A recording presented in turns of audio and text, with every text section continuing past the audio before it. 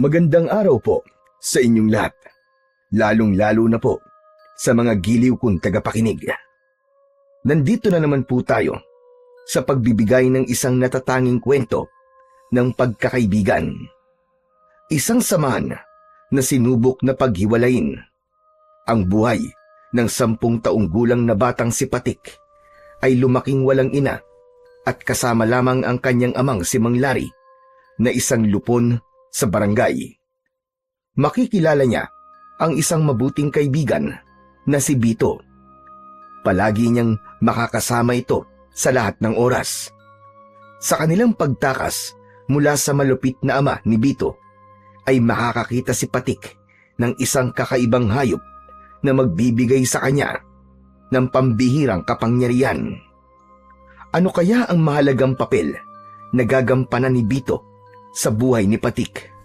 Magagawa kaya niyang labanan ang isang uri ng aswang na merong alagang taong alupihan? Sama-sama po nating pakinggan ang buhay at pakikipagsapalaran ng batang nakakuha ng mutya, ng pawis, ng puting alakdan. Ngunit bago po ang lahat, mga idol, huwag po nating kalimutang mag-subscribe at i-hit ang notification bell sa aking YouTube channel na The Voice Addict at Apong Isak para sa mas marami pang makapanindig balahibong kwentong aswang at katatakutan mula sa mundo ng kababalaghan. Umpisahan na po natin ang kwento.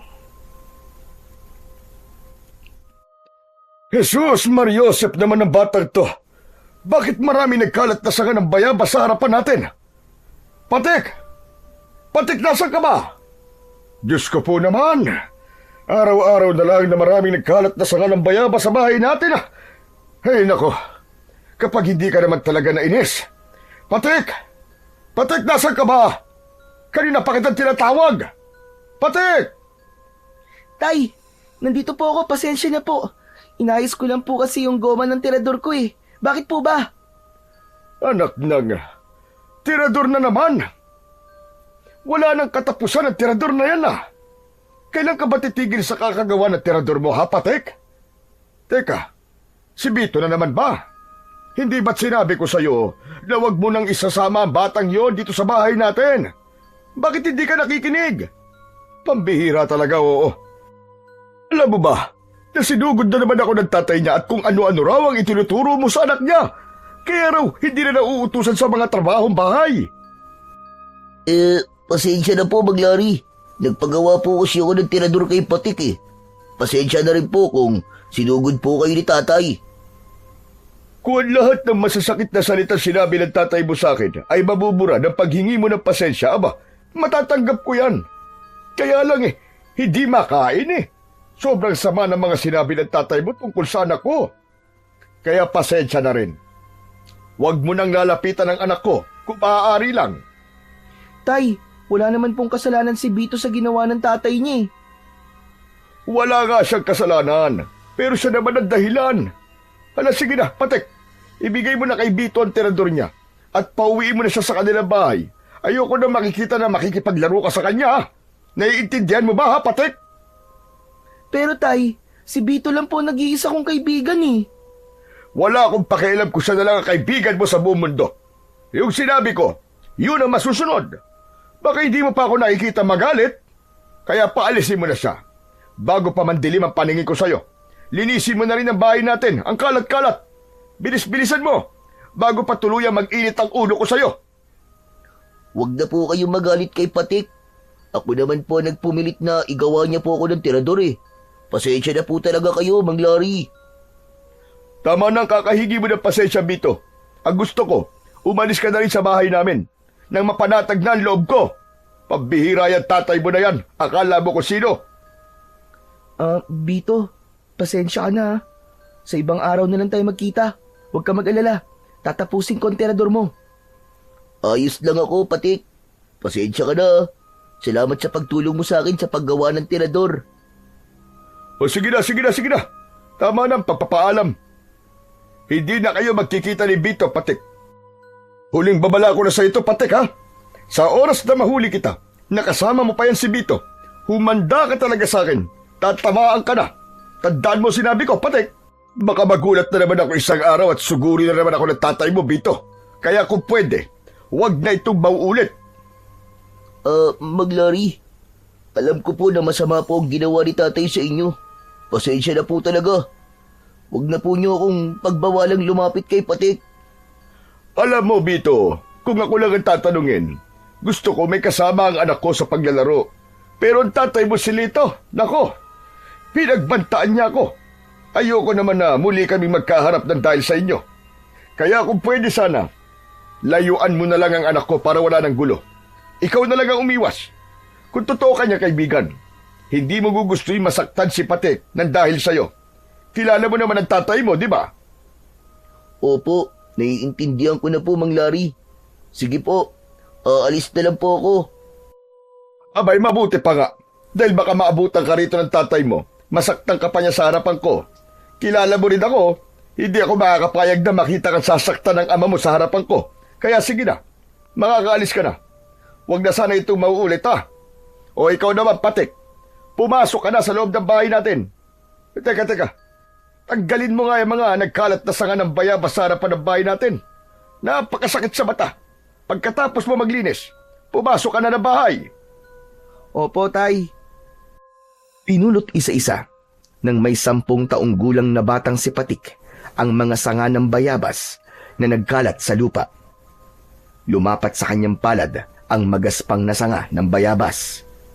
Naluluwa ang kanyang mga mata habang nakayuko. Naramdaman niya ang tahimik na pagtalikod sa kanila ni Bito. Wala na itong imik nang magsimulang maglakad ito palabas ng kanilang bakuran. Sa muling pagtayo ni Patik ay nahabol niya ng tanaw ang papalayo niyang kaibigan na si Bito. Bagsak ang balikat nito habang naglalakad pauwi sa kanilang tahanan. Parang pinipiga ang dibdib niya dahil sa labis na awa para kay Bito. Inihakbang niya ang kanyang paa papunta sa labas ng kanilang bakuran. Itinapon niya ang mga sanga ng bayabas sa kanilang basurahan. Saka siya muling tumingin sa malayo ng si Bito. Binalingan ni Patik ang hawak niyang tirador. Pinagmasdan niya ang goma sa hugisway na sanga. Inilagay niya yon sa kanyang bulsa bago pumasok sa kanilang bahay. Diretso siyang naglakad papunta sa loob ng kanilang kusina. Isang malalim na buntong hininga ang pinakawalan ni Patik. Bago siya naupo sa harap ng lamesa, mabilis ang tibok ng kanyang puso dahil sigurado siyang hindi pa tapos ang kanyang amang si Mang Larry sa pagsisermon sa kanya. Ang liblib na baryo ng Sandagon ay sagana sa mga puno ng kahoy. Magaganda ang tanawin at malilinis ang mga ilog. Sa sobrang linaw ng tubig ay ligtas itong inumin. Tahimik ang paligid at napakadisiplinado ng mga tao. Pagdating naman sa usaping pangkapayapaan, si Mang Larry ang nangunguna bilang pinuno ng lupon sa barangay. Pagsasaka ang pangunahin nilang hanap buhay. Kung minsan ay nangingisda sila, depende sa nakasanayan ng isang pamilya. Nag-iisa lang ang naging libangan ng mga tao sa baryo. Yun ay ang manghuli ng mga ibon gamit ang tirador. Isang libangan na bawal sa batas ng gobyerno dahil sa walang habas na pagpatay sa mga ibon na malaya sanang lumilipad. Ang mga nauhuli naman nilang ibon ay kinakain nila. Kung minsan ay ibinibenta nila yon sa mga taong mahilig naman sa ibon. Maya-maya pa ay lumabas na si Mang Larry mula sa kwarto nito. Madilim ang anyo na tumingin ito sa kanya at umalingaw-ngaw ang galit nitong boses sa loob ng kanilang kusina. O ano, Patik? Hindi ka man lang ba magpapaliwanag kung bakit magkasama na naman kayo ni Bito, ha? Patik? Tay, gumawa lang naman po kami ng tirador kanina eh. Huwag na po kayong magalit kay Bito, Tay. Wala naman po kaming ginagawang masama eh. Hindi yan ang inaasahan ko na isasagot mo sa tanong ko, Patik. Talaga bang hindi ka na makikinig sa mga sinasabi ko? Akala ko ba, nagkaintindihan na tayo kagabi? Bakit inulit mo na naman? Tay, bakit po ba kailangan kong iwasan si Bito? Wala naman po kami ginagawang masama. Naglalaro lang naman po kami ng ibon na nahuhuli namin. Anong sinasabi mong walang masama sa ginagawa nyo? Kailangan ko pa bang ulit-ulitin sa'yo na iwasan mong makipaglaro kay Bito? Marami naman dyan na pwede mong maging kaibigan na. Basta wag lang si Bito. Iniiwasan ko lang naman na magkaharap kaming muli ni Lito. Kilala mo ko, anak. Ayoko ng gulo. Pero kapag sinaktan ka niya, aba, ibang usapan na yon. Tay, bakit naman po kayo makikipag-away kay Mang Lito? Saka, hindi ko talaga naiintindihan eh. Wala naman po kayong ibinibigay na paliwanag kung bakit kailangan ko pong iwasan si Bito. Mabait po ang kaibigan ko, Tay. At hindi naman siya masamang impluwensya sa akin eh. Hanggat wala po kayong sinasabing malinaw na dahilan para layuan ko si Bito, pasensya na po. Hindi ko po iiwasan ang kaibigan ko. Para ko na po siyang kapatid eh. At siya lang naman po nag-iisa kong kaibigan. Ay nako, bakit ba tigas-tigas ng ulo mo, anak? Makinig ka sa sinasabi ko. Kung talagang kaibigan ang tingin mo kay Bito, layuan mo siya para sa kaligtasan niya. Tay, bakit ko nga po lalayuan si Bito? Hindi niyo naman po sinasagot yung tanong ko eh. Mapilit ka. O sige, kanina.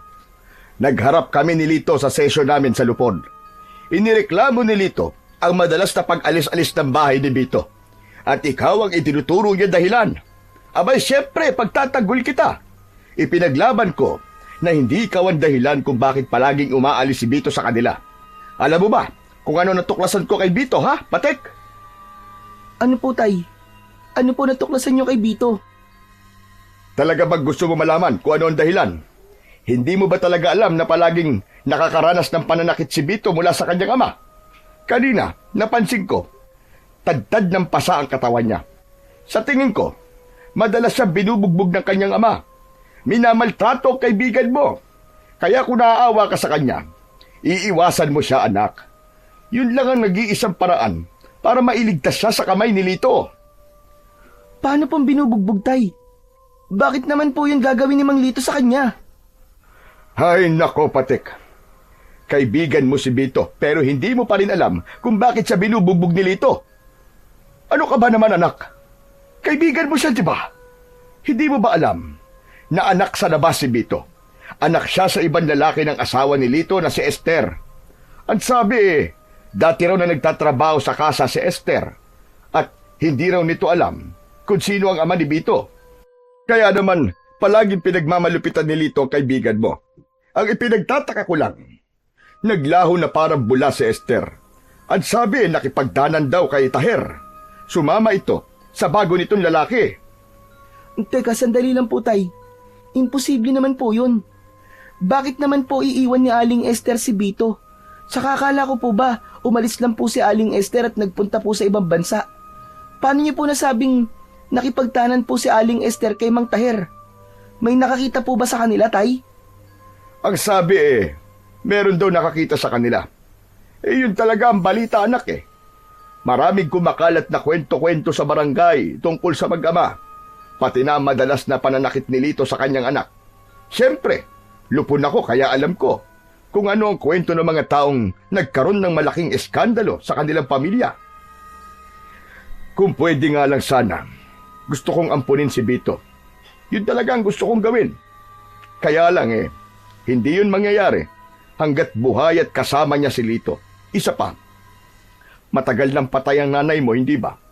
Wala akong makakatuwang sa pag-aalaga sa inyo. Ikaw nga lang ang anak ko Nahihirapan na ako. Kaya po ba palaging malungkot si Bito, Tay? Kawawa naman po pala ang kaibigan ko. Hindi ko po alam na ganun na po pala ang nangyayari sa kanya. Talagang kawawa si Bito, anak. Habang pinagsasalitaan ko siya na masakit kanina, aba, hindi mo lang alam, parang pinipiga ang puso ko sa awa sa kaibigan mo, anak. Isa lang ang pakiusap ko sa iyo. Kung gusto mong iligtas ang kaibigan mo, layuan mo siya. Hanggat maaari, Huwag mo na rin munang kausapin. Pero tay, bakit hindi po kayo gumawa ng paraan para mailigtas po si Bito? Anak, hanggat hindi nagsasabi si Bito, hindi tayo maaaring makialam. Maliban na lang kung meron tayong mahahanap na ebidensya na magpapatunay sa pambubugbog ni Lito sa kanyang anak. Yung matibay, ha? Matutulungan natin siya pag nagkataon. Pero kutob ko, mahal ni Bito ang kanyang ama, kahit ganun pa man ang ginagawa nito sa kanya. Tay, nakikiusap po ako. Tulungan niyo po ang kaibigan ko, tay.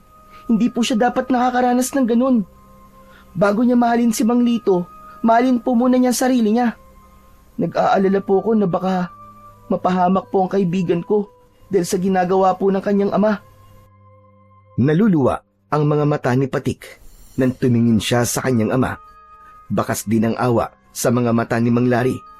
Yumuko ito at tumingin sa kanyang muka, habang ang dalawa nitong palad ay nakapatong sa tigkabilaan niyang balikat.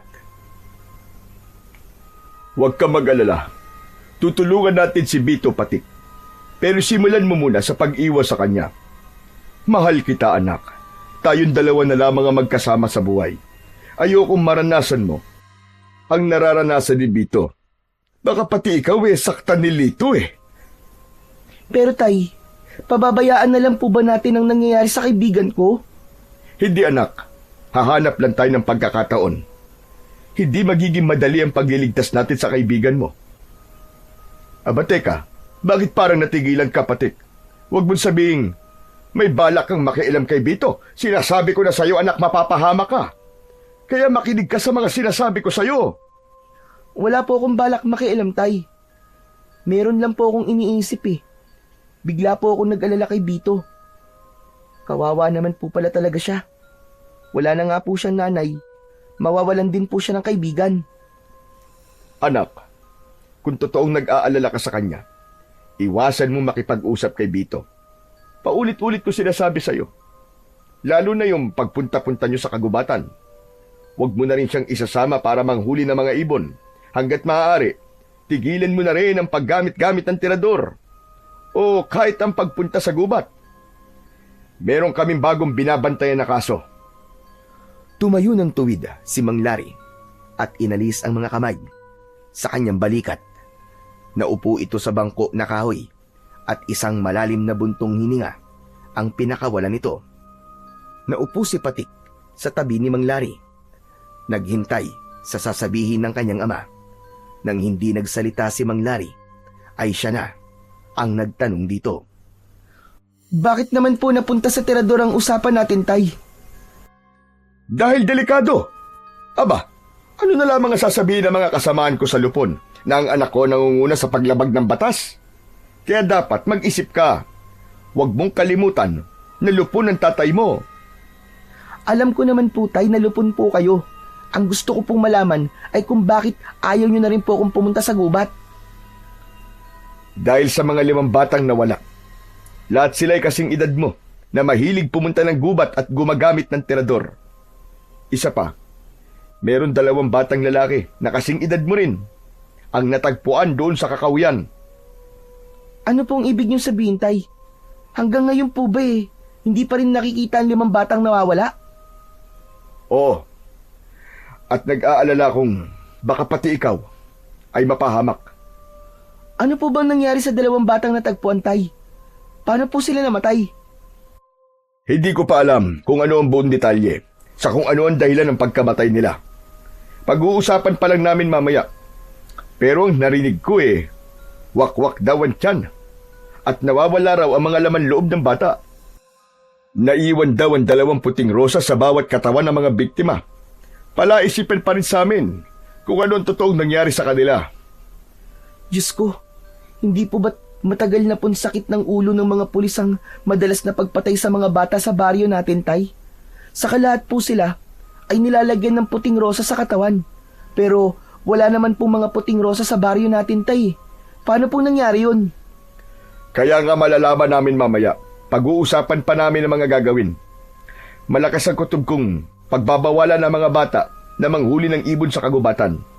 Magkakaroon ng karpyo. Kaya ikaw, anak, makinig ka sa mga sinasabi ko, ha? Huwag ka na munang pupunta sa gubat. Huwag matigas ang ulo. Masyadong delikado para sa'yo. Kutob ko, ang 2 bata na natagpuan sa kakahuyan ay mga batang mahilig rin na manghuli ng ibon sa kagubatan. Nakita pa sa kanilang katawan ng tirador na may malapot na likido. Para bang binuhusan din sila ng asido. Mukhang gawa ng isang halimaw yon, anak. Paano niyo po nasabing halimaw, tay? Wala naman po kayo sa pinangyarihan, di ba? May maililihim pa ba sa baryo natin, anak? Saka wag mo muna akong tanungin. Bigla talaga ako kinilabutan kapag naaalala ko yung mga kwento nila tungkol sa sinapit ng 2 bata. Hindi na nagtanong pa si Patik sa kanyang ama. Sa halip, naghanda na lamang siya ng kanilang tanghalian. Pagkalipas ng ilang minuto, ay natapos na silang kumain. Inihanda na ni Mang Larry ang mga gamit nito at lumabas ng kanilang bahay. Sinilip ni Patik ang kanyang ama mula sa bintana ng kanyang kwarto upang masigurong umalis na ang kanyang ama. Balak niyang makipagkita kay Bito at ibalita sa kanyang kaibigan ang tungkol sa nangyari sa 2 batang natagpuan sa kakahuyan. Wala siyang planong iwasan ang kaibigan niya. Dahil sa kanyang mga nalaman tungkol kay Bito, mas gusto niya ngayon na damayan ang kanyang kaibigan. Si Patik ang batang hindi napapakali kapag hindi nalalaman ang kasagutan sa kanyang mga katanungan. Kaya kahit na anong mangyari, ay aalamin niya talaga kung ano ang totoong nangyari sa 2 bata na natagpo ang patay. Kasama ang pagsusuri niya sa katawan ng kanyang kaibigan, titignan niya kung totoong may mga pasa sa katawan si Bito. Kaya nang makaalis na ang kanyang ama, sakay ng bisikleta nito, ay mabilis pa sa kidlat na tumakbo si Patik sa labas ng kanilang bahay. Tinaak niya ng mabilis ang daan, papunta sa kakahuyan. Mabilis din ang tibok ng kanyang puso, habang ang hangin ay humahampas sa kanyang muka. Halos hindi na lumapat ang kanyang mga paa sa lupa. Makarating lang sa bahay ni Bito. Pagkalipas ng ilang minutong pagtakbo, ay narating na niya ang bahay ng kanyang kaibigan. Nagtago muna siya sa makapal na halaman. Meron silang tawagan kapag balak nilang magkita at mag-usap.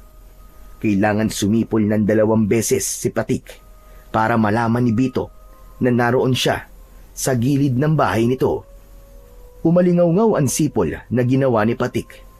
Nagmamadali namang lumabas ng pintuan si Bito habang umiiyak. Kasunod ni Mang Lito na may dalang pamalo. Hala, Diyos ko, totoo nga.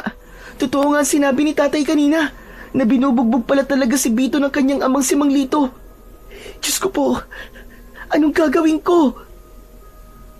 Saka lamang naalala ni Patik ang tirador sa kanyang bulsa. Dinukot niya yon habang nakatago sa halaman. Bumundol ang kaba sa kanyang dibdib, lalo na nang marinig niya ang boses ni Mang Lito.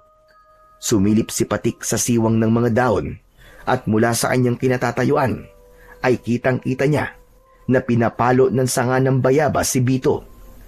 Naluluwa ang kanyang mga mata dahil sa galit. Nanginginig din ang kanyang kamay habang mahigpit na hawak ang kanyang tirador. Napatungo si Patik sa lupa.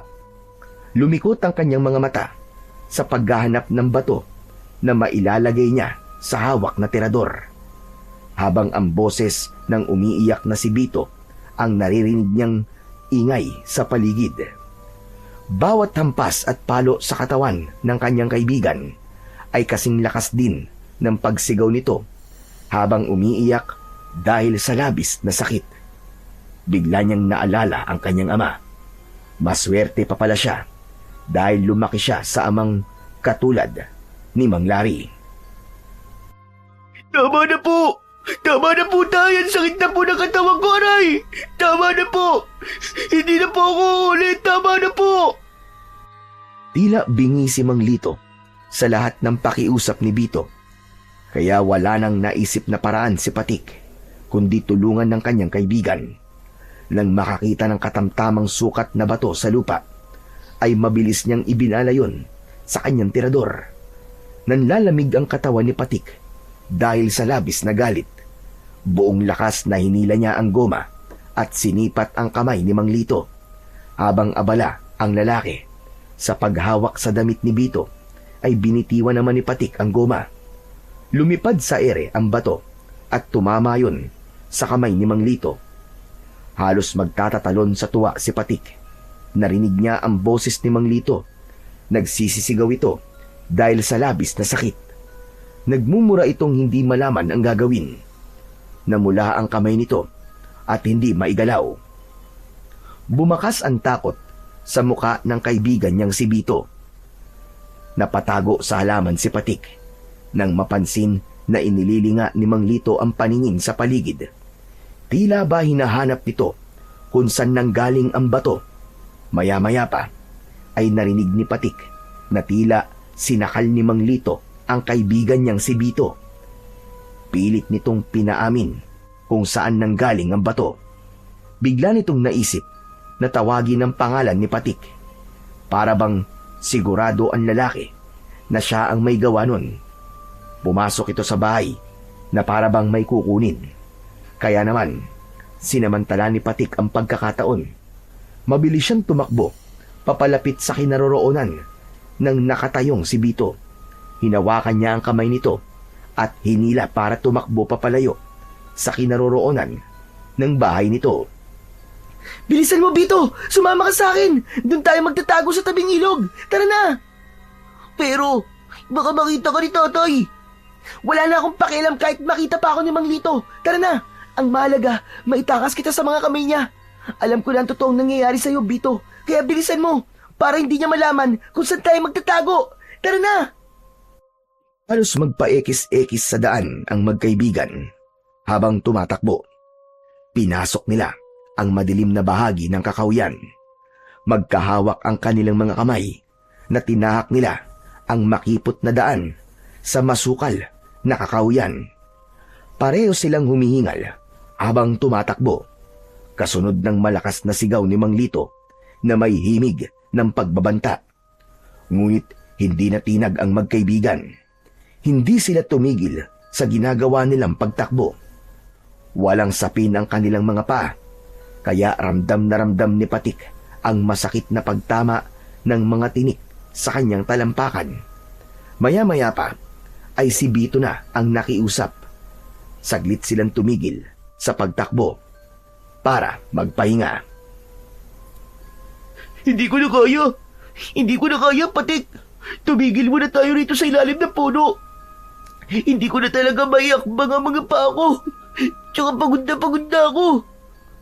Saglit lang tayo magpapahinga rito, ha? Baka kasi abutan tayo ng tatay mo eh. Bakit mo ba ako tinulungan? Mapapagalitan ka na naman ni Mang Larry niyan eh. Wala na akong pakialam kahit magalit pa si tatay. Pero, bakit hindi mo sinabi sa akin to? Bakit nagsinungaling ka sa akin? Hindi ko alam na ang mga pasamos sa katawan ay galing na pala sa pananakit ng tatay mo sa'yo. Dahil ayaw kong makulong si tatay. Hindi ko kaya mawala si tatay, Patik. Pambihira ka naman, oo. Ayaw mo nga siya mawala, pero baka ikaw naman ang maunang mamatay sa tatay mo. Sige ka, maagap na magbubukas ang pintuan ng kamatayan mo. Kapag hindi ka gumawa ng paraan para iligtas ang buhay mo. Eh anong gagawin ko, Patik? Pagbali-baliktarin ko man ang mundo, siya pa rin ang tatay ko. Siya ang bumuhay sa akin. Huwag kang ang tanga, Bito. Alam mong hindi mo siya tunay na ama. Papatayin ka niya at wala siyang pakialam kung mamatay ka. Dahil hindi ka naman niya kadugo eh. Isa pa, kahit kailan ay hindi ka niya minahal. Kaya gumising ka na sa katotohanan. Iwanan mo na si Mang Lito. Patik, kung kaya ko lang naiwanan si tatay, matagal ko na yung ginawa. Kaso, hindi ko kaya mawala siya eh. Mahal ko si tatay, Patik. Hindi na nakapagsalita si Patik sa huling sinabi ni Bito. Napatingin siya sa mukha nito habang nakaupo sa ugat ng puno. Biglang gumalaw ang balikat ng kanyang kaibigan. Napansin niya na umiiyak na pala ito. Hindi niya namalayan na tumutulo na rin pala ang luha niya sa kanyang mga mata. Pakiramdam niya ay siya ang nasa kalagayan ng kaibigan niyang si Bito. Wala nang nagawa si Patik, kundi ang ipatong ang kaliwa niyang kamay sa balikat nito at ipadama niya na nandoon lamang siya bilang kaibigan nito. Huwag ka nang umiyak, Bito. Hindi naman habang buhay nasa ganyang kang sitwasyon. Tandaan mo, Bito, para na kitang kapatid at nasasaktan din ako sa nangyayari sa'yo. Teka, ang mabuti pa kaya dito na lamang muna tayo magpalipas ng oras. Sasamahan kitang umuwi sa inyo, pero kailangan na muna nating palipasin ang galit ni Mang Lito. Natitiyak kong galit na galit siya sa nangyari sa kanyang kamay. Hindi mo dapat ginawa yun, Patik. Mas matatanggap ko pananakit ni tatay sa akin kasi sanay na ako Natatakot akong baka balikan ka niya at ikaw naman ang saktan niya. Kapag nangyari yun, magkakagulo at makakalaban naman ni tatay ay si Mang Larry. Ayaw mo rin naman siguro mangyari yun, di ba? Hindi yun mangyayari, Bito. Hindi ko hahayaang magkagulo ang mga ama natin. Sige na, magpahinga na lang muna tayo rito ha. Huwag kang aalis dito. Maghahanap lang ako ng mga bato na pwede kong maibala sa terador natin. Nakita mo ba ang terador mo? Eto, tapos ko nang ayusin. Diyan mo na muna yan, Patik. Isa pa, kung maghahanap ka ng mga bato na ibabala dyan sa terador mo, meron akong alam na maraming nakatambak na bato. Maglakad ka mula rito. Diretso lang at makikita mo ang tambak na mga batong inipon ko mula sa ilog. Sa'yo na yun.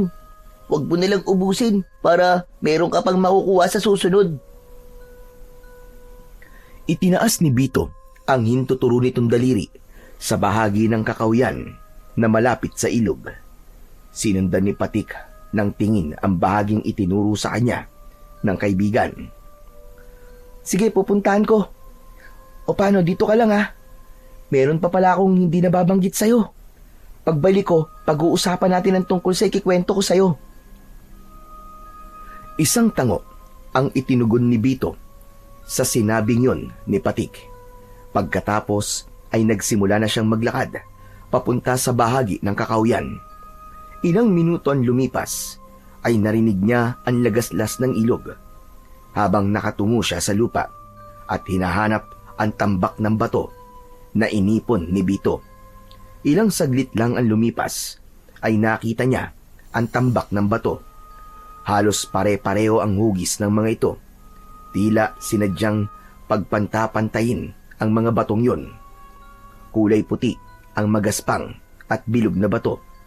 Tangka na sanang kukuha siya ng ilang pirasong bato nang biglang nagulat siya sa nakitang hayop sa ibabaw ng bato.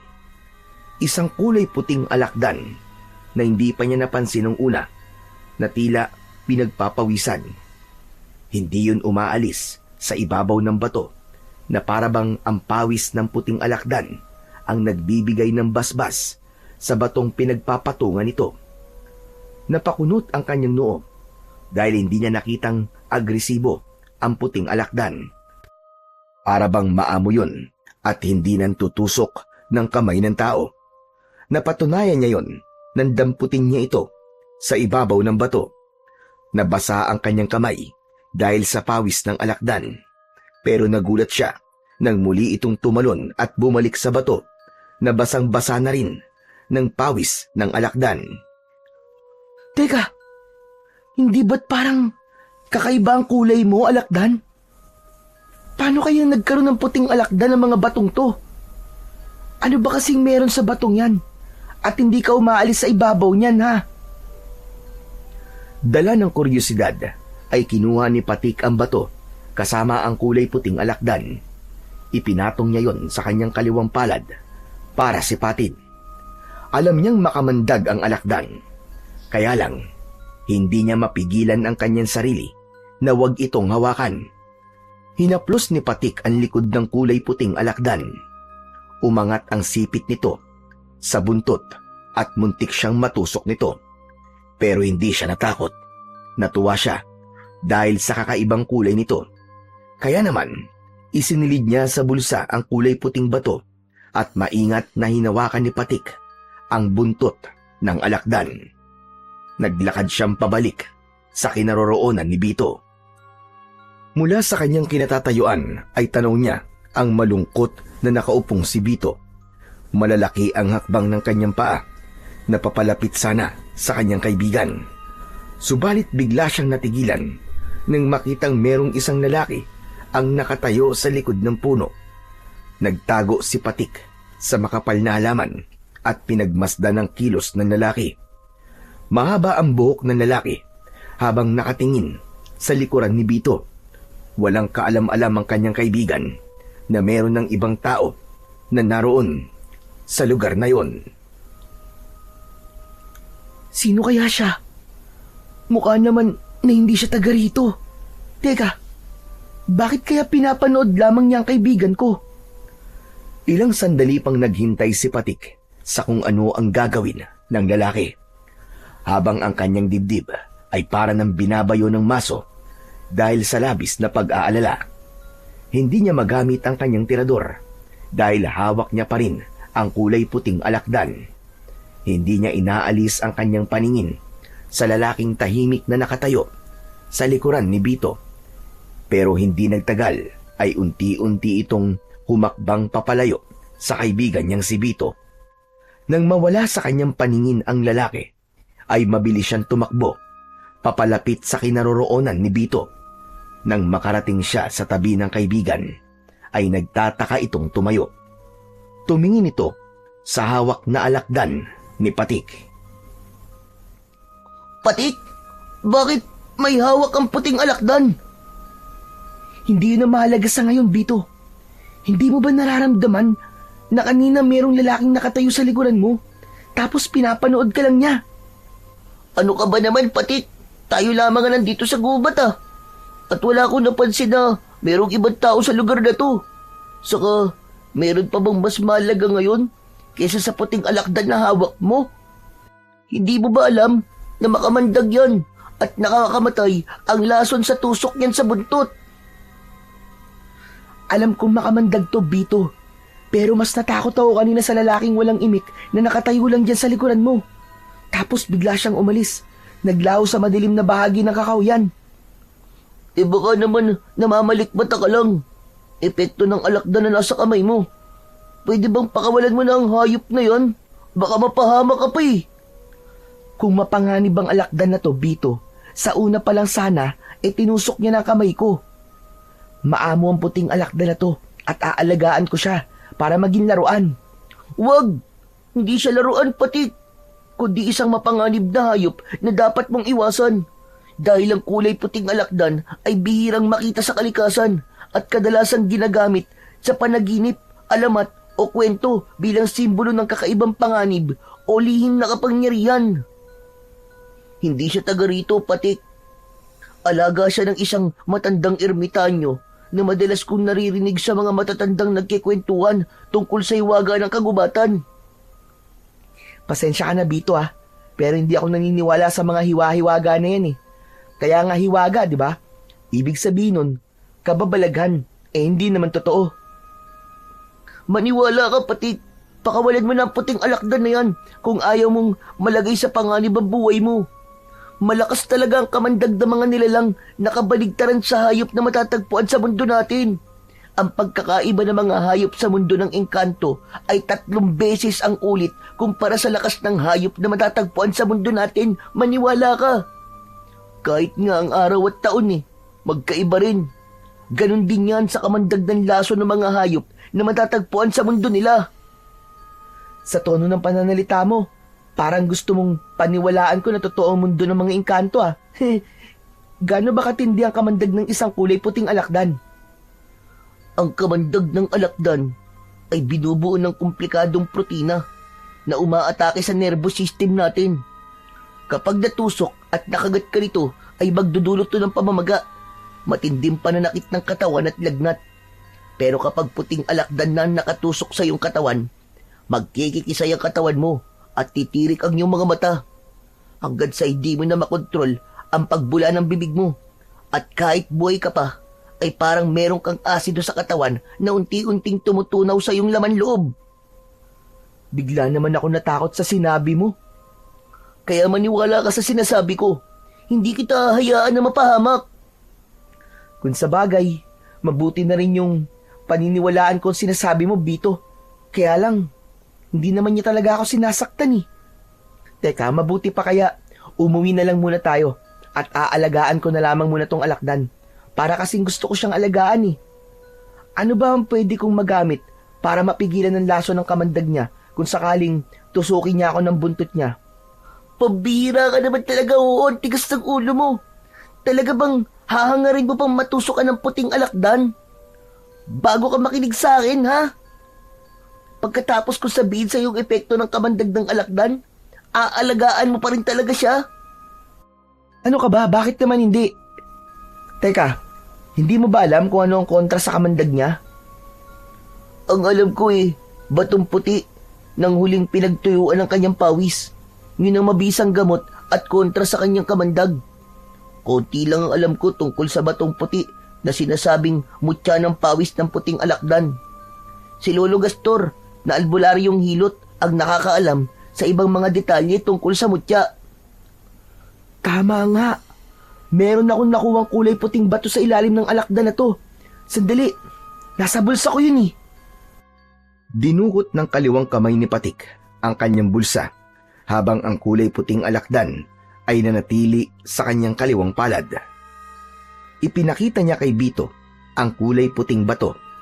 Nanlaki ang mga mata ni Bito at bumakas ang pagtataka sa mukha nito. Teka, sigurado ka bang yan ang bato ng mutya ng pawis ng puting alakdan? Oo, ito nga yun, sigurado ko. Basa nga to ng pawis kanini. Kaya simula ngayon, ako na ang mag-aalaga sa kanya. Muling ibinalik ni Patik ang bato sa kanyang bulsa at masayang napatitig sa puting alakdan na parang nakatulog na sa kanyang palad. Maya-maya pa ay biglang nagsalita si Bito. Teka. Ano nga ba ulit yung gusto mong sabihin sa akin kanina bago ka umalis? Biglang naalala ni Patik ang totoong pakay niya kay Bito, kaya niya naisipang puntahan ito. Balak niyang humingi ng tulong sa kaibigan na alaminan tungkol sa dalawang bata na natagpo ang patay sa kakahuyan. Oo nga pala, munti ko na makalimutan. Nabalitaan mo na ba ang tungkol sa dalawang batang nakitang patay sa kakahuyan? Oo, nabalitaan ko, Patik. Ang totoo, si tatay ang unang nakakita sa dalawang batang namatay. Kaya siguro nagkita sila kanina ni Mang Larry sa barangay dahil pinag-usapan nila ang tungkol sa nakita ni tatay. Grabe talaga yung mga nangyari sa kanila, Patik.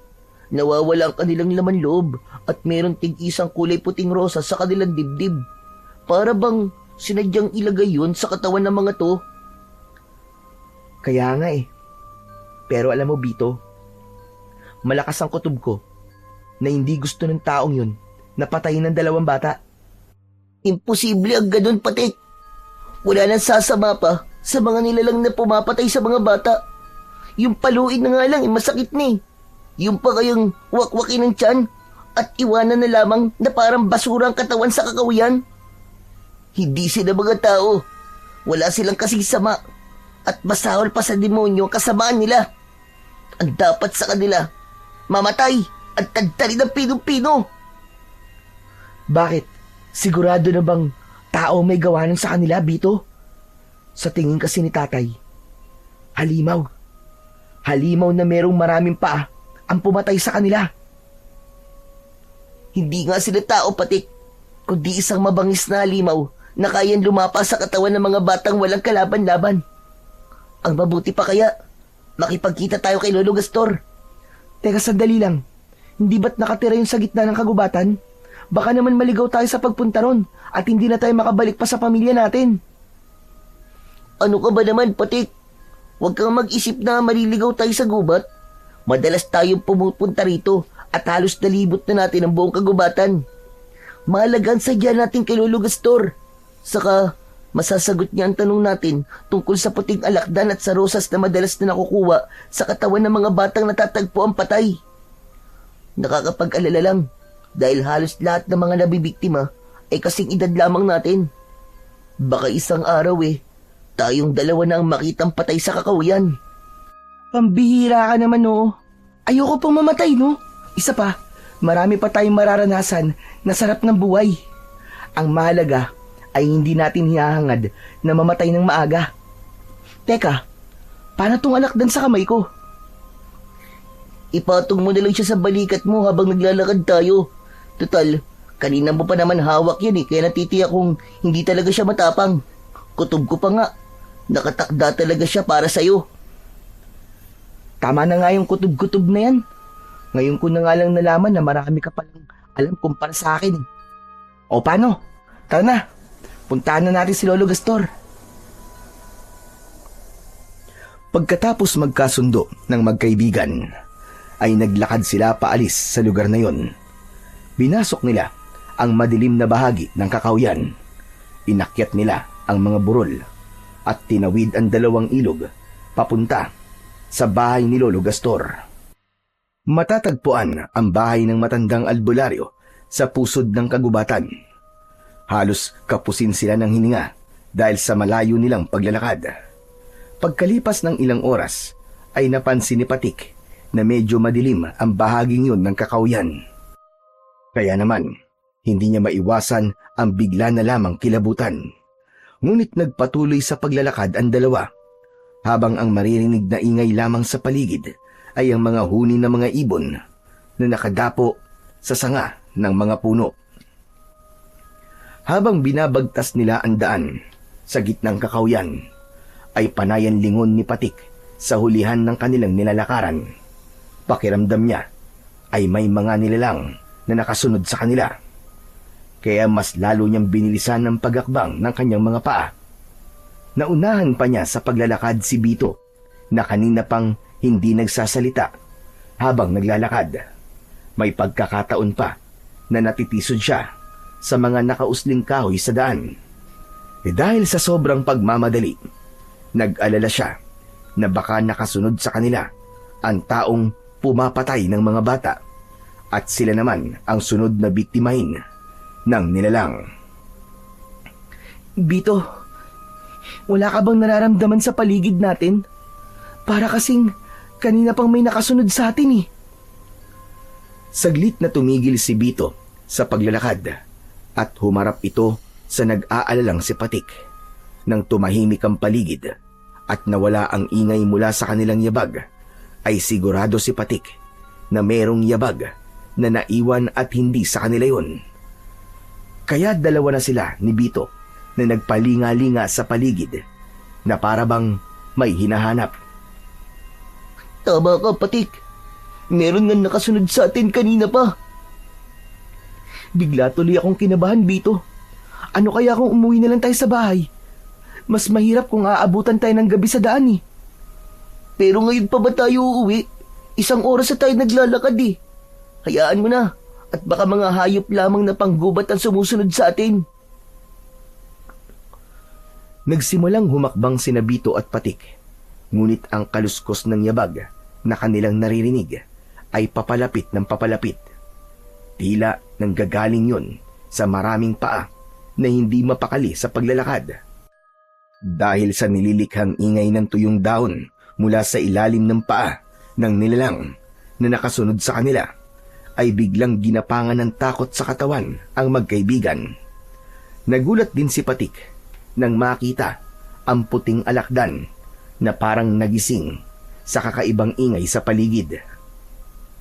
Masama to, Patik. Hindi na rin mapakali ang puting alakdan. Bakit? Ano bang ibig sabihin kung balisa ang puting alakdan? Ibig sabihin ay may kakaibang nilalang na nasa paligid natin at nagmamatsyag sa galaw natin. Teka, huy Bito, wala namang ganyanan. Kanina pa nga ako natatakot eh. Huwag mo naman akong biruin ng ganyan oh. Hindi ako nagbibiro, Patik.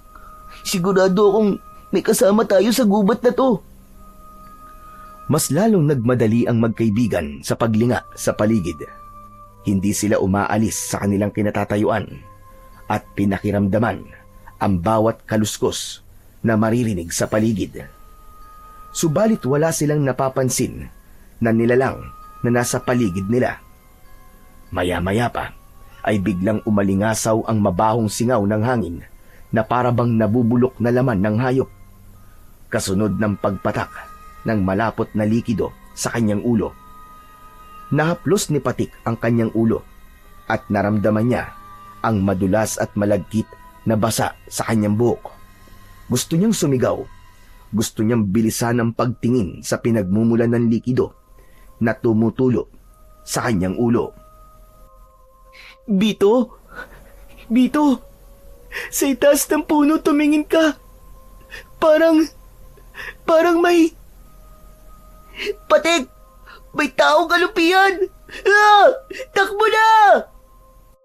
Hindi na pinagkaabalahan ni Patik na tignan ang nakita ni Bito sa itaas ng puno. Maliwanag na isang nilalang yon na may nakakatakot na itsura. Nang tumakbo sila sa kakawyan, lumingon si Patik sa hulihan ng kanilang daan. Nakita niya ang umaalon-alon na katawan ng taong alupihan na humahabol sa kanila ng kaibigan niyang si Bito. Sa tingin niya ay isa itong uri ng alupihan na may nakakamatay na lason na madalas ay ipinangtatapat sa kamandag ng isang alakdan. Halos hindi sumayad ang mga paa ni Patik sa lupa. Ganon din si Bito na nanlalaki pa ang mga mata sa pagtakbo. Hindi rin pinansin ni Patik ang puting alakdan na nasa kanyang katawan. Ang mahalaga ay makatakas sila sa humahabol na taong alupian sa kanila. Ngunit hindi napansin ni Patik ang batong nakaharang sa kanyang dadaanan. Kaya naman, natisod siya sa bato at bumagsak siya ng pasadsad sa lupa. Malayo na ang agwat sa kanya ni Bito nang tumigil ito sa pagtakbo, habang ang taong alupihan naman ay nakangising nakatingin kay Patik. Tumutulo ang malapot nitong laway na may kasama pang dugo mula sa nilalang na kinain ito. Lumitaw ang malalagari nitong mga ngipin. Kulay itim yun na parabang nabubulok na kahoy. Kitang-kita niya ang 100 nitong mga paa na nakalapat sa lupa, habang ang ingay ng kaluskos mula sa paa nito ay nagpabingi sa takot na si Patik. Layuan mo ang kaibigan ko! Halimaw ka! Huwag mo kaming papatayin! Lumapit sa kinaroroonan ni Patik si Bito para humarang sa nilalang na handa nang umatake kay Patik. Iwinasiwas ni Bito ang nahawakan nitong sanga ng puno para hindi makalapit ang nilalang. Nang mga sandaling yon ay natulala si Patik. Hinayaan niyang si Bito ang humarap sa aswang.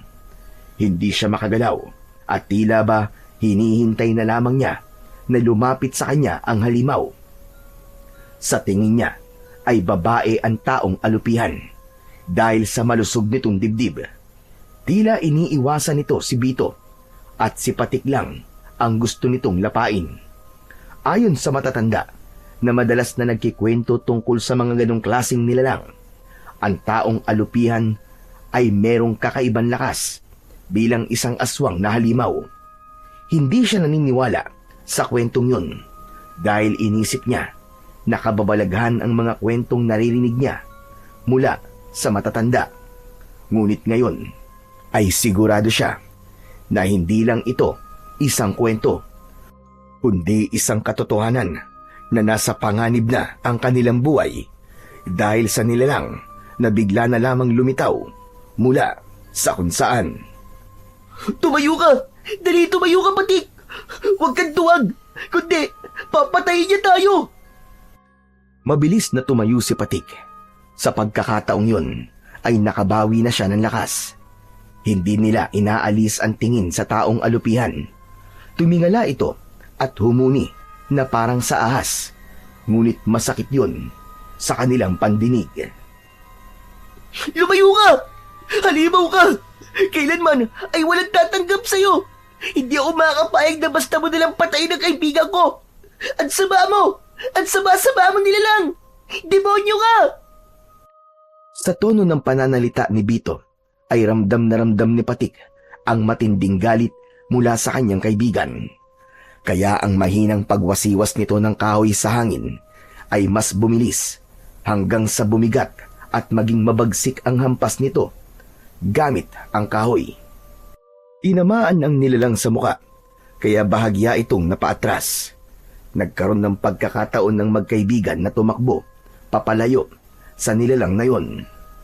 Habol ang sariling hininga, ay binilisan nila ang pagtahak paahon sa bundok. Ngunit naramdaman ni Patik na malapit na silang maabutan ng aswang. Si Bito ang nasa huli at ilang di pa na lamang ang layo ng taong alupihan sa katawan ng kanyang kaibigan. Dala ng kanyang pagtataka ay nagulat siya nang nilampasan nito si Bito at siya ang agad nitong pinuntirya. Lumipad ito sa ere na parang papel. Bumagsak ang katawan nito sa kanyang likod. Naramdaman ni Patik ang ilang paa na tumuntong sa kanyang likod. Kaya naman, padapa siyang bumagsak sa lupa at naramdaman ang pagpulupot ng katawan ng taong alupian sa kanyang katawan. Bito! Bito, tulungan mo ako! Ang hapdi! Parang may apoy sa likod ko, Bito! Tulungan mo ako! Huli na nang malaman ni Patik na ang ilalim ng mga paa ng taong alupihan ay merong likido na kagaya sa epekto ng asido. Ngunit bigla siyang nakaramdam ng kakaibang ginhawa nang mula sa kanyang katawan ay lumitaw ang kulay puting alakdan. Pinagtutusok nito ang lahat ng mga paa na nakatungtong sa likod ni Patik. Tila napaso ang taong alupian at agad itong gumapang papalayo sa kanyang kinaroroonan. Nahirapan siyang bumangon dahil sa mahapding lapnos sa likod niya. Lumapit sa kanya ang kaibigan niyang si Bito. Bakas ang pag-aalala sa mukha nito. Diyos ko, Patik! Ayos ka lang ba? Muntik ka na ron. Mabuti na lang at iniligtas ka ng puting alakdan. Hindi ako okay, Bito. Ang hapdi-hapdi ng likod ko dahil sa paso. Pambihira namang kamalasan to. Paano ako lang ang inaatake ng hayop na yun? Siguro ay dahil sa puting alakdan. Pero kailangan na muna nating umalis dito. Malapit na ang bahay ni Lolo Gaston dito. Halika, kumapit ka sa kamay ko at aalalayan kita maglakad. Tumayo si Patik at tinanggap ang kamay ni Bito. Ipinatong niya ang kanyang braso sa balikat ng kanyang kaibigan. Pagkatapos ay humawak ang kamay nito sa kanyang bewang. Ika-ikang naglakad si Patik dahil sa tama niya sa likod. Pagkalipas ng ilang minuto, sa wakas ay narating na nila ang bahay ni Lolo Gastor. Marami ang nakatanim na halamang gamot sa palibot ng bakuran, habang ang mga sanga ng puno ay nakasabit sa bubong ng kubo. Gawa yon sa kugon at yari naman sa kawayan ng dingding. Tahimik ang lugar at halos wala nang makikitang hayop sa paligid. Indikasyong pagtatanim lang ng halaman ang pinagkakaabalahan ng matandang nakatira doon. Isang malalim na buntong hininga ang pinakawalan ni Patik bago sila lumapit at pumasok sa bakuran ng matanda. Nang makalapit sila sa tapat ng pintuan ng bahay, ay doon na tumawag si Bito. Tao po! Tao po, Lolo Gastor! Tao po! Nandyan po ba kayo? Lolo Gastor! Narinig ng dalawa ang mabigat na yabag ng paa mula sa sahig ng bahay. Kasunod ang pagtunog ng panara ng pinto. Nagawa naman sa tabla. Bumukas ang pintuan at sumilip ang isang payat na matandang lalaki. Sa tingin niya ay yun na si Lolo Gastor. Payat ang matanda at mahaba ang buhok. Kapansin-pansin ang kulay kayumangging mga mata ng matanda. Bakit kayo tumatawag? Ano ang kailangan nyo? Lolo Gastor, tulungan niyo po kaibigan ko. May sugat po siya. Gamutin niyo po siya. Sugat ba ka mo? Abay, sino naman ang may gawa? Isang taong alupihan po. Napaso po siya ng malaasid ng paa ng halimaw na yun. Tulungan niyo po kami. Nakikiusap po ako, Lolo Gastor. Sa pagkakataong yun, ay hinayaan ni Patik na makipag-usap si Bito sa matandang si Lolo Gastor. Pakiramdam niya ay biglang naparalisa ang kanyang katawan. Namamanhid ang kanyang likod at nanginginig ang kanyang katawan dahil sa taas ng lagnat niya. Naipikit niya ang kanyang mga mata. Ni sa panaginip ay hindi niya naisip na mararanasan niya ang ganong klaseng pakiramdam. Naramdaman niya ang kamay ni Lolo Gastor. Inalalayan siyang maglakad papasok sa bahay nito. Ni hindi niya magawang tignan ang itsura ng bahay na pinagdalhan sa kanya. Para siyang unti-unting nanghihina at ayaw gumalaw ng kanyang paa para maihakbang. Maya-maya pa ay naramdaman niya ang matigas na katre sa kanyang tiyan at dibdib. Padapang lumapat ang kanyang tiyan at dibdib sa banig na gawa sa abaka. Naamoy niya ang insenso't kamangyan, pati na ang langis na inihaplas ng matanda sa kanyang likuran. Pero nagulat ang matanda sa biglang paglitaw ng puting alakdan sa balikat ni Patik. Kung ganun pala, siya ang napili ng puting alakdan, Bito. Opo, sa kanya po nagpakita ang kulay puting alakdan na dati na ninyong ikinikwento sa akin. Kung ganun, ay palatandaan ito ng muling paglitaw ng kulay puting rosas sa mga bangkay ng mga batang may edad 10 taong gulang. Masama ito dahil pahiwatig ito ng muling pagsalakay ng diwatang isinumpa ng kalikasan. Ang nilalang na hindi matahimik at punong-puno ng inggit sa katawan. Gustong magtanong ni Patik kung ano ang ibig sabihin ng mga pinag-uusapan ng dalawang taong nasa tabi niya. Pero hindi niya magawa dahil sa paninigas ng kanyang panga. Mas nangibabaw ang katahimikan ng dalawa.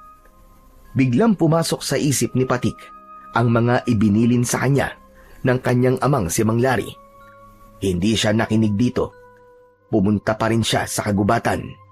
Kaya nandito siya ngayon. Nararamdaman ang masakit na epekto ng likido mula sa kamandag ng taong alupihan.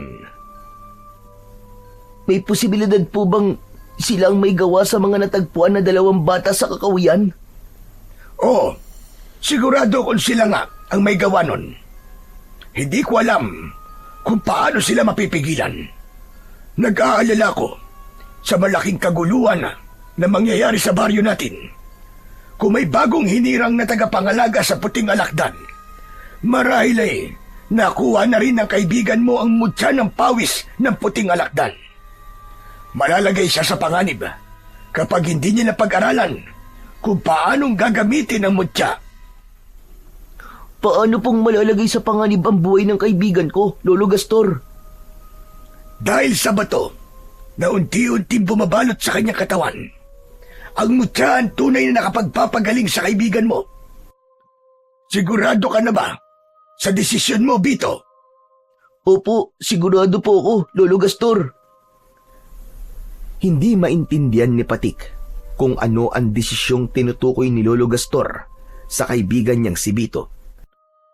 Habang nararamdaman niya ang pagbigat ng talukap ng kanyang mga mata, bago siya nakatulog ay naramdaman pa niya ang pagtusok ng buntot ng alakdan sa kanyang batok.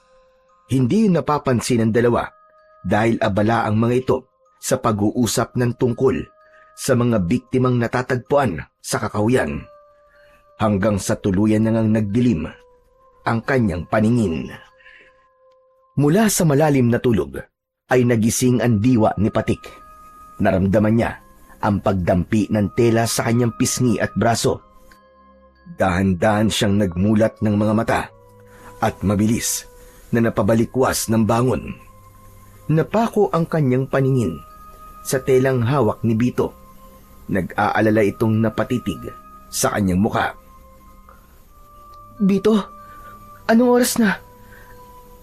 Gaano katagal ako nakatulog? Magdamag kang nakatulog, Patik. Kaya nga, nag-alala ako sa iyo dahil matagal kang nawalan ng malay. Pasensya ka na Hindi namin alam na may tusok ka na ng alakdan sa batok. Mabuti na lang at iniligtas ka ng mutya kaya walang nangyaring masama sa iyo. Nalaman namin na ginamot ka ng puting alakdan para mawala ang lason mula sa kamandag ng paa ng taong alupihan. Napatigil sa pag-uusap ang dalawa nang pumasok sa loob ng kwarto ang matandang si Lolo Gastor. May dala itong baso na merong dahon ng ikmo. Dinikdik yun at inilagay ang katas sa baso.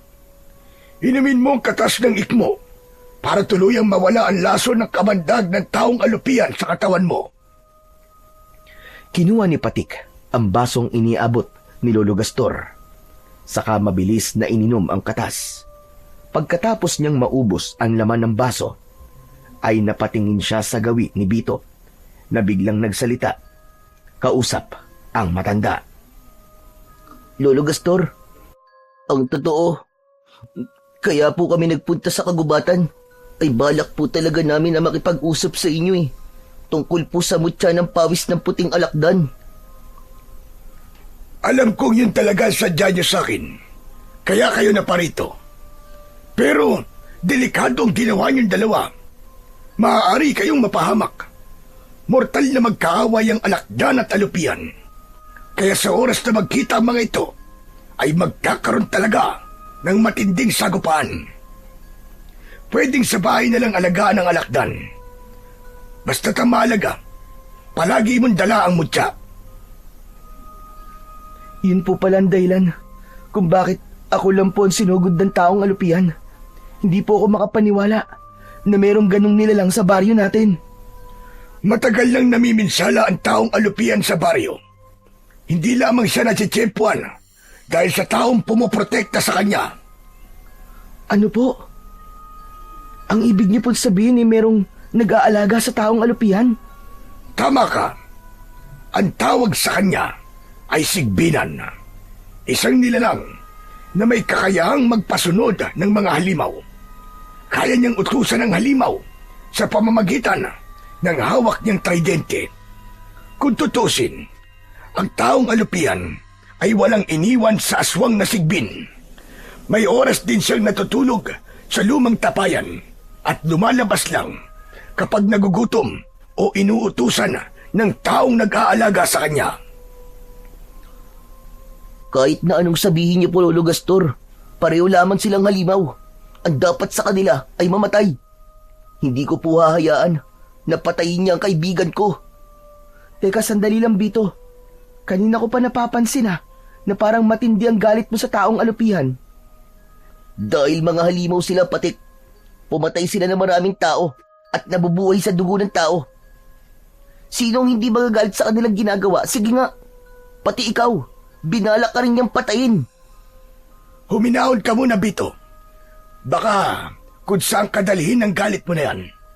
Bawat pagkakamali ay merong dahilan. Kaya wag mo muna silang husgahan batay sa kanilang anyo. Alip, alamin mo muna kung bakit sila nagkakaganon. Tila may laman ang sinabi ni Lolo Gastor habang nakatingin ito kay Bito. Sa isip ni Patik ay nararamdaman niyang merong hindi sinasabi sa kanya ang kaibigan. Tumayo si Bito at nagpaalam na lalabas muna ng bahay. Ramdam na ramdam niya ang galit sa boses ng kanyang kaibigan kanina. Napatingin siya sa gawi ni Lolo Gastor. Kinuha nito ang basong walang laman sa kamay ni Patik. Sige na, Patik. Magpahinga ka na muna. Kapag maganda na ang pakiramdam mo, ay sumama ka na kay Bito para umuwi. Siguradong nag-aalala na sa inyo mga magulang nyo. Maraming salamat po sa tulong nyo, Lolo Gastor. Ingatan mo ang puting alakdan at ang mutyang nasa bulsa mo. Yan ang malakas na kapangyarihan. Natatalo sa sigbinan na nag-aalaga sa taong alupian. Mag-iingat ka. Huwag maliitin ang kakayahan ng dalawang nilalang.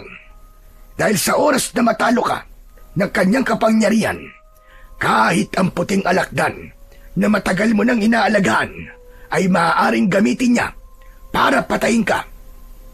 Tandaan mong makamandag din ang taong alupian at may itim na kapangyarihan ang kalaban mo. Pero Lolo Gastor, paano ko po matatalo ang mga aswang na yun? Ang puting rosas na madalas niyang dala, kailangan mapasa kamay mo at durugin ng mutyang nasa bulsa mo. Ngunit ang bulaklak na ito ay palaging hawak ng sigbinan. Hindi yun nalalanta at nandoon ang kanyang kahinaan. Lumaban ka sa kanya. Gawin mo ang lahat para makuha ang kulay puting rosas. Dahil yun din ang ginagamit niya para manghipnotismo at manggayuma sa taong gusto niyang gawing alipin. Saka lang nagpaalam ang matanda at lumabas ito sa pintuan ng silid. Isang malalim na buntong hininga ang pinakawalan ni Patik. Pinagmasdan niya ang natutulog na puting alakdan sa kanyang tabi. Muli niyang kinuha ang puting bato sa kanyang bulsa at hinawakan ang kanyang tirador. Naisip niya na ano kayang mangyayari kung ang mutya ang ibala niya sa tirador. Merong kayang epekto ang mutyang to sa aswang na yun? Bakit kaya kailangan ko pang makuha ang puting rosas ng aswang? Ano kaya ang dahilan at simbolo ng rosas ng aswang? Dahil para sa akin, ang simbolo ng puting rosas ay dalisay na pag-ibig at kalinisan.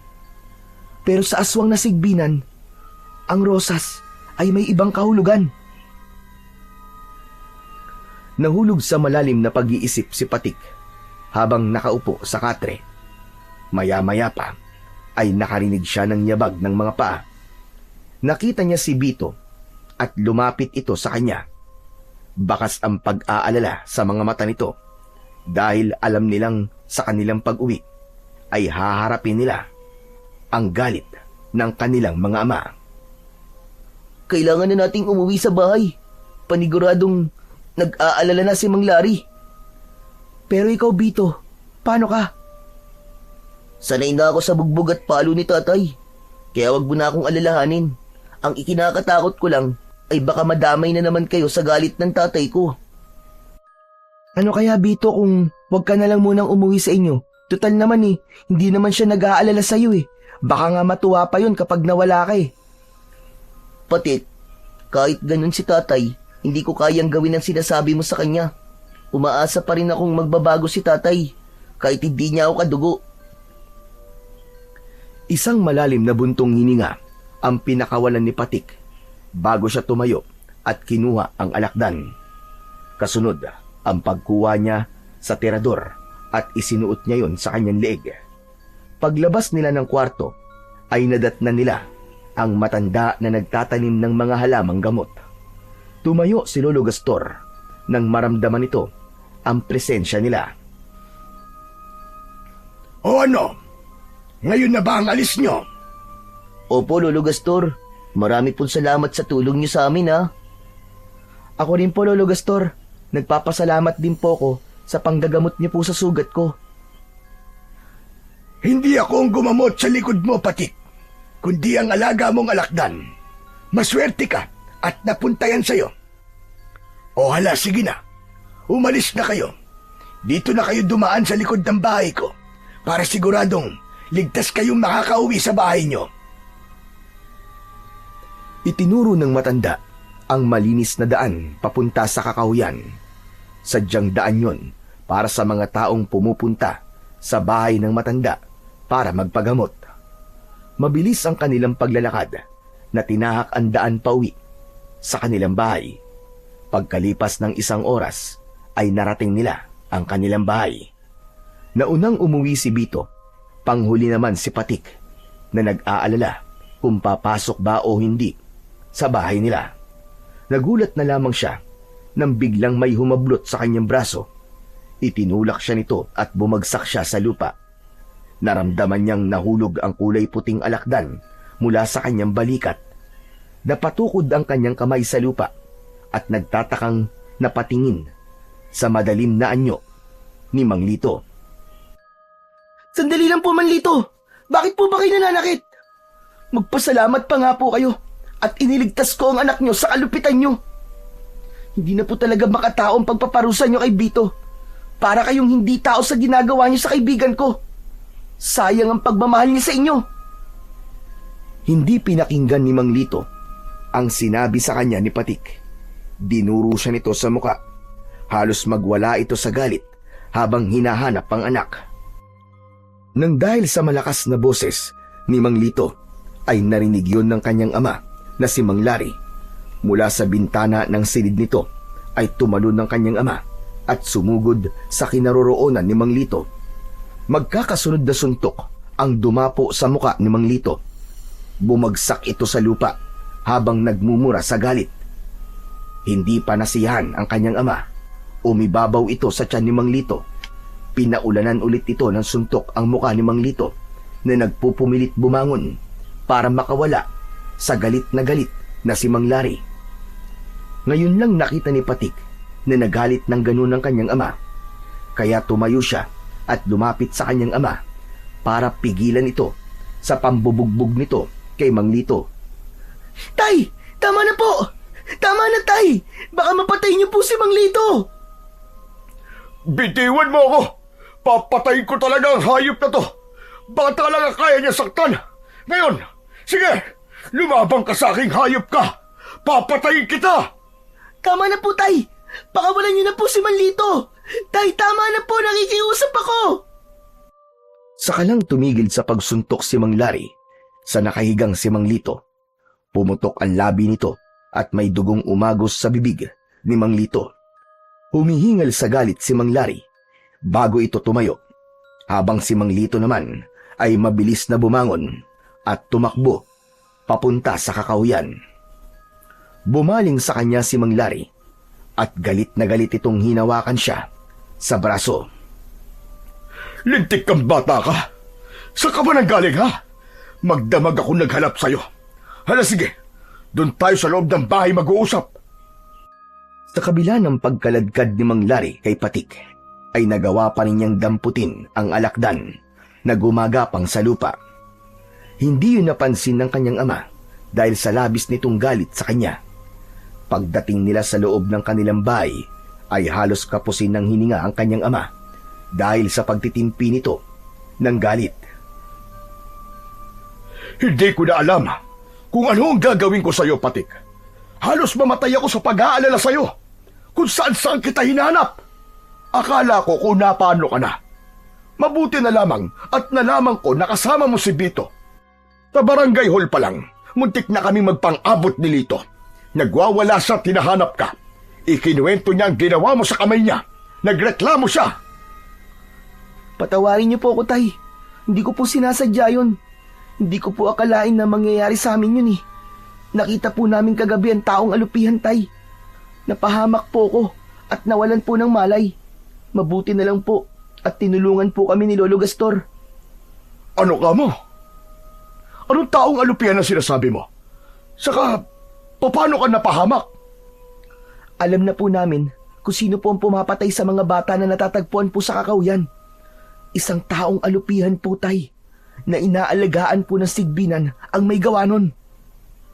Kung ganun, ang sinasabi mo muntik kayong mapahamak ay dahil inatake kayo ng aswang na taong alupihan? Opo, Tay. Hinabol po kami ng taong alupihan. Mabuti na lang po talaga at nakaligtas kami ni Bito. Bumundol ang kaba sa dibdib ni Patik nang maalala ang tungkol sa kanyang kaibigang si Bito. Nag-alala siya na baka sakta na naman ni Mang Lito ang kaibigan niya. Kaya naman, napahawak siya sa braso ng kanyang ama. Tay, pakiusap, puntahan po natin si Bito. Tsak nasasaktan na naman siya ni Mang Lito eh. Sige na po, parang awa niyo na po, Tay. Puntahan po natin si Bito. Tumigil ka! Hindi na tayo makikialam sa kanila. Kung hindi mo ako napigilan kanina, naku, ewan ko na lang. Baka napatay ko na ang Lito na yon. Tay, sige na po.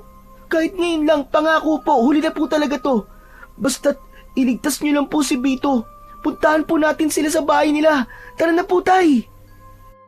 Matagal na napatitig si Mang Lari sa mukha ng kanyang anak.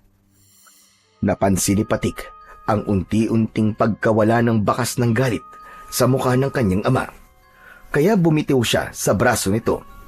Pumasok ng walang imik si Mang Lari sa silid nito. Maya-maya pa ay bumalik ito, dala ang isang baston. Tara, punta natin si Bito. Pero sinasabi ko sa'yo, ha? Huli na to. Hindi na tayo makikialam sa kanila. Maliban na lang kung makikita nating pinapatay na ni Lito ang bata. Opo, Tay. Salamat po. Ay, teka, sandali lang po, Tay. Kailangan ko po munang magpalit ng damit. Mabilis na pumasok sa loob ng kanyang kwarto si Patik. Ang totoo ay balak din niyang iiwan ng kulay puting alakdan at ang dadalhin lamang niya ay ang tirador at ang mutya ng pawis ng puting alakdan na nasa kanyang bulsa. Pagkalipas ng ilang minuto ay nakapagpalit na nga ng damit si Patik. Paglabas niya ng kanyang silid ay wala na roon ang kanyang ama. Nauna na itong lumabas ng kanilang bahay habang hinihintay siya. Bakit ang tagal-tagal mo? Halika na! Kanina pang umalis si Lito, baka kung ano na nangyayari kay Bito. Mabilis na lumapit si Patik sa kinaroroonan ng kanyang ama. Kasabay ng pagtakbo nila papunta sa kakawyan. Halos hindi lumapat ang kanilang mga paa sa lupa dahil sa pagmamadali. Habang ang dibdib naman ni Patik ay para ng binabayo ng maso dahil sa labis na pag-aalala. Pagkalipas ng ilang minuto ay narating na nila ang bahay ni Mang Lito, pero nagulat sila sa kanilang nadatnan. Nagtago ang mag-ama sa likod ng puno habang nakasilip si Patik sa kinaroroonan ni Mang Lito at Bito. Nagulat si Patik nang makilala ang kaharap ng mag-ama. Hindi siya maaaring magkamali. Yun ang lalaking nakita niya na nakatayo sa likod ni Bito habang nakaupo ito sa ugat ng puno. Mas lalong kinabahan si Patik nang magsalita ang lalaking may mahabang buhok. Kung sasaktan mo lang ang anak ko, ang mabuti pa, ibigay mo na lang siya sa akin. Dahil kung hindi, ako ang papatay sa iyong hayop ka. Hindi ako sasama sa inyo. Hindi ko kayo tatay. Wala akong amang isang halimaw. Hindi ko kayo matatanggap. Layuan niyo kami ng tatay ko. Halimaw ka! Halimaw! Mula sa kinaroroonan ng mag-amang sina Patik at Mang Lari ay dinig na dinig nila ang usapan ng mga ito. Kaya hindi makapaniwala si Patik sa kanyang mga natuklasan. Tay, ang lalaking yun. Siya po ang tunay na ama ni Bito. Kung ganun, siya po si Mang Tahir. Oo anak, narinig kong tinawag niyang anak si Bito. Pero bakit ayaw sumama ni Bito sa kanyang ama? Muling pinakinggan ng mag-ama ang pag-uusap ng mga ito hanggang sa nagpumilit ang lalaki na kunin si Bito sa kamay ni Mang Lito. Kitang-kita ni Patik kung paanong nakipag-agawan si Mang Lito sa lalaking kumukuha kay Bito. Mas nanlaki ang mga mata ni Patik nang makita ang biglang paglitaw ng taong alupian sa likod ni Mang Lito. Bigla nitong pinuluputan ang leeg ni Mang Lito. Umiiyak na kinagat ni Bito ang katawan ng taong alupian. Kaya nagpasya sina Mang Lari at Patik na lumabas na sa kanilang pinagtataguan.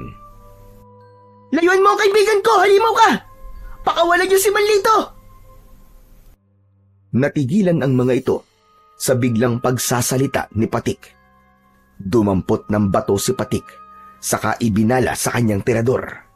Itinutok niya yon sa katawan ng taong alupian. Mabuti na lang at hindi pa ito nagpapalabas ng malaasidong likido na posibleng papatay kay Mang Lito. Ngunit ang lalaking merong mahabang buhok ay bigla na lamang nagbago ang anyo. Nagkaroon ito ng umuusok na tridente at naging isang mabangis na halimaw na parang isang kambing na may baluktot na 2 sungay. Kayo ang lumayo sa akin dahil ang kinukuha ko lang ay ang anak ko. Patig! Umalis na kayo! Mapapahamak kayo dito, Patig! Hindi ko alam na ang sigbina na tinutukoy ni Lolo Gastor ay ang tunay mong ama. Nagsinungaling kang hindi mo kilala ang halimaw na yan. Siya ang lalaking nakita ko sa gubat. Patig, paano ko sasabihin sa iyo ang buong katotohanan na silang dalawa ang totoo kong mga magulang? Kung ako mismo hindi ko sila matanggap, ikaw pa kaya na muntik ng mga libang buhay na dahil sa kanila? Hindi ako masama. At lalong hindi ko matatanggap na anak ako ng isang aswang. Ano ka mo? Hindi mo kami matatanggap. Akala mo ba ay bukal din sa loob ko na kunin kita? Nagkakamali ka. Gagamitin lang kita para mapasunod ko ang nanay mong si Esther. Hindi na siya nakikinig sa akin. Nalalampanan na niya ang kapangyarihan ko. Lumingon si Patik sa kinaroroonan ni Mang Lito at ng taong alupihan. Nakita niyang hindi totoong mahigpit ang pagkakasakal ng aswang sa leeg ng nakilalang ama ni Bito. Kaya malinaw sa kanya na ang totoong kalaban ay ang sigbinan na kaharap nila ni Mang Lari. Hindi siya makapaniwala na ang nanay ni Bito ay ang taong alupian na humabol sa kanila sa kagubatan. Kaya pala, hindi nito sinaktan si Bito. Pakawalan niyo si Tatay Lito. Hindi ako sasama sa inyo. Hindi na ako makakapayag na maghari pa kayo at patuloy na pumatay ng mga taong walang kalaban-laban para sa pag-aasik niyo ng lagim. Hindi rin ako makakapayag na mabuhay ka ng masaya kasama ang lalaking yan. Isa sa inyo ang kailangang mamatay. Itinaas nito ang tridente na hawak niya sa ere. Gumuhit ang kidlat sa kalangitan at dumilim ang buong paligid. Para siyang nakakita ng totoong demonyong nakatayo sa kanilang harapan. Naramdaman ni Patik ang nanginginig na kamay ni Mang Lari. Tila nagulat din ito sa nakitang nakakatakot na anyo ng nilalang. Itinutok ni Patik ang kanyang tirador sa muka ng halimaw, kasabay ng nararamdaman niyang pag-iinit ng mutya sa loob ng kanyang bulsa. Binitiwan niya ang goma ng tirador. Naiwasan ng nilalang ang unang pag-atake ni Patik. Habang si Mang Lito naman ay tinulungan ni Bito para makatakas sa pagkakapulupot ng taong alupian sa leeg nito. Bakas sa muka ng halimaw na napipilitan lang ito sa ginagawa. Alam na ngayon ni Patik kung ano ang ibig sabihin ng kulay puting rosas na natatagpuan sa katawan ng biktima ng aswang. Yun ay ang paghingi ng tawad at labis na pagsisisi sa nagagawa nito ng kasalanan. Si Bito ang kumilos. Kumuha ito ng malaking bato at ibinato sa sarili nitong ama. Kasabay ng muling pagbitaw ni Patik sa goma ng kanyang tirador. Tumama rin ang bato sa muka ng kalaban. Kaya naman, bumagsak ito sa lupa, ngunit muling nakabangon. Si Mang Lari naman ay agad na lumapit kay Mang Lito at iwinasiwas ang itak sa muka ng taong alupihan. Anak! Tumakas na kayo ni Bito! Bilisan nyo! Kami na ni Lito ang lalaban sa kanila! Bilisan nyo! Wag! Wag niyong ilayo ang anak ko! Tumigil ka! Wala akong ama na halimaw at masahol pa sa demonyo na katulad nyo. Nag-iisa lang ang tatay ko at yun ay si Tatay Lito. Kahit hindi niya ako minahal, mahal ko siya bilang tunay kong ama dahil inilagaan niya ako at hindi niya ako iniwan. Hindi kagaya nyo na mas inuna pa niyong gumawa ng masama kesa sa paggawa ng kabutihan. Hindi ko kayo kikilalanin na ama ko. Tila natauhan si Mang Lito sa mga sinabing yun ni Bito. Sa kabila ng nagawa nitong kasalanan kay Bito, ay ito pa rin ang pinili ng kanyang kaibigan. Kung hindi mo lang timpala ko, kikilalanin na ama mo, ay hindi rin ako makakapayag na pakinabangan ka ng iba. Mas gugustuhin ko pang mamatay ka na lang. Biglang lumiwanag ang rosas sa talim ng tridente ng halimaw at lumikhayo ng apoy. Sabay tutok sa kinaroroonan ni Bito. Dala ng takot ni Patik, tumakbo siya papalapit sa kaibigan para harangan ng apoy na tatama sa katawan ng kaibigan. Subalit naunahan siya ng taong alupihan. Iniharang nito ang katawan para kay Bito at ito ang sumalo sa apoy na dapat sana ay tatama kay Bito. Si Mang Lito, gulat na gulat sa bilis ng pangyayari. Nasunog ang kalahating katawan nito, saka bumagsak sa lupa. Bumalik sa dating anyo bilang tao si Aling Esther. Nag-aagaw buhay itong hinaplos ang muka ni Bito. Nay! Nay, bakit? Bakit niyo ba po ako'y niligtas, Nay? Nay! Umiiyak na sumagot si Aling Esther. Humingi ito ng tawad sa lahat ng pagkakamali at pagkukulang nito sa anak. Nanginginig ang kamay nitong niyakap si Bito, kasabay ng pagbagsak ng kamay nito sa lupa. Indikasyon na namatay na ang nanay ni Bito. Si Mang Lito naman ay halos madapa sa pagtakbo, papalapit sa kinaroroonan ng wala ng buhay na dating asawa. Humingi rin ito ng tawad kahit huli na ang lahat. Maigpit nitong niyakap si Aling Esther habang walang patid ang pag-agos ng luha mula sa kanyang mga mata. Punong-puno ng pagsisisi ang boses nito habang nagwawala sa galit. Ang aswang naman na lalaking sigbinan ay saglit na natigilan. Hindi ito makapaniwalang napatay nito ang sariling asawa. Pinagmasdan nito ang mga kamay at napaatras ng hakbang habang umiiyak. Tumayo ang batang si Bito at galit na inagaw ang itak sa kamay ni Mang Lari. Sumugod ang kanyang kaibigan na si Bito sa kinaroroonan ng ama nitong aswang. Isang malakas na pagtaga ang ginawa nito at tumama yun sa kamay ng kalaban. Ngunit hindi nito ininda ang sakit. Sa halip, gumanti ito kay Bito. Inihampas nito sa ulo ni Bito ang hawakan ng tridente. Akma na sanang tutuluyang patayin ng aswang na sigbinan si Bito. Ngunit biglang nagpakawala ng bato mula sa tirador si Patik. Magkakasunod na tumama ang mga batong yun sa dibdib ng kalaban.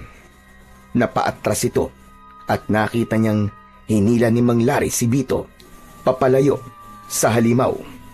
Habang ang maririnig na ingay ay ang malakas na iyak ni Mang Lito habang yakap pa rin ang dating asawa. Kayo ang dahilan kung bakit namatay si Esther. Hindi ko akalain na mananaig ang pagmamahal niya sa inyo nito. Hindi ako hihingi ng tawad sapagkat hindi ko pinagsisisihan ang pagpatay sa lahat ng mga kabataan sa lugar na ito. Walang makakaranas na maging ama. Isang bagay na ipinagkait sa akin. Ang totoo, naiingit ako dahil sila ay merong anak na katulad ninyo. Samantalang ako, pinagkaitan ako ng Diyos nyo na mabigyan ng anak. Anong ibig niyo sabihin, Mang Taher? Baog ako at hindi kailanman magkakaroon ng anak sa isang babae. Ngunit marunong din akong magmahal. Isa lamang akong gahaman sa pagmamahal. Kaya kung hindi ko makukuha si Bito, ay mabuti pang sa iba ko na lang hahanapin ng pagkakataon ko para maging isang ama. Kahit hindi ko sila kadugo. Sinungaling! Kung totoong hangad mo lang na maging isang mabuting ama, hindi mo kailangan gumamit ng itim na kapangyarihan para ikulong ang isang tao sa katawan ng isang halimaw. Kung ganun, ay hindi mo totoong anak si Bito. Gagamitin mo lang siya sa paggasik mo ng lagim. Wala kang kasing sama. Marami ka nang napapatay. Kaya hindi ko hahayaan na mabuhay ka pa. Ako mismo ang papatay sa'yo! Tama ka. Hindi ko nga anak si Bito. Ginamit ko lang siya para ikulong si Esther sa gayuma at hipnotismo. Ang baliw niyang asawang si Lito, walang kaalam-alam na ang batang araw-araw niyang pinaparusahan ay totoo niyang anak. Kahit na kailan ay walang ibang nakasiping na lalaki si Esther maliban sa aming dalawa. At sigurado ko na ang pagiging bawg ko ang patunay na hindi ko talaga anak si Bito. Ano? Masaya ba ang mapait na sinapit ng mahigong si Esther? Dala ng matinding galit ni Mang Lito. Inagaw nito ang itak sa kamay ni Bito at ito mismo ang sumugod sa kinaroroonan ng aswang na sigbinan. Ngunit naiwasan nito ang unang pag-atake. Sumugod na rin sina Bito at Patik gamit ang malalaking bato. Habang si Mang Lari naman ay kumuha ng maraming bato para ibala sa tirador ni Patik. Halos lahat ng bato ay tumama sa katawan ng aswang. Umikot sa ere ang aswang, nasigbinan at magkakasabay na umangat ang kanilang mga paa sa lupa. Tumalsik sila dahil sa malakas na kapangyarihan ng kalaban. Kasabay ng pagbagsak nilang lahat sa lupa. Muling narinig ang malakas na boses ng aswang. Ako si Taher, ang hari ng mga aswang na sigbinan at nag-aalaga sa mga taong alapihan. Wala kayong magagawa sa kapangyarihan ko. Mamamatay kayong lahat sa mga kamay ko at mabibiyag sa malakas kong hipnotismo dahil ako ang mag-ahari sa buong sanlibutan. Mula sa pagkakahiga sa lupa, ay pinilit ni Patik na tumayo. Humarap siya sa kalaban na inaakala niya ay matatalo niya kagad. Tila hindi ito nasasaktan sa tumatamang bato mula sa kanyang tirador. Naramdaman niyang lumapit sa kanya si Mang Lari. Ganon din si Mang Lito na lumapit kay Bito. Niyakap nito ng mahigpit si Bito at umiiyak habang humihingi ng tawad. Kaya lang, bigla silang nakarinig ng malalakas na pag-angil at ganun na lamang ang panlalaki ng kanilang mga mata. Nang tumambad sa kanilang paningin ang 5 taong alupian. Hindi maaaring magkamali si Patik. Ang 5 taong alupian ay ang 5 batang nauna nang napabalitang nawawala. Anak, tumakas na tayo. Marami sila. Ginawa niyang taong alupian ng 5 bata.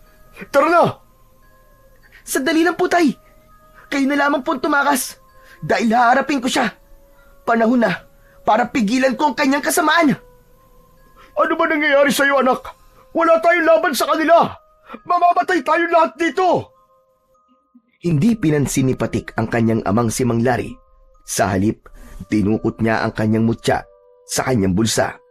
Saka itinaas sa ere ang bato. Lumikha yun ng napakalakas na liwanag, kaya't napaatras ang mga kalaban sa nakitang kapangyarihan ni Patik.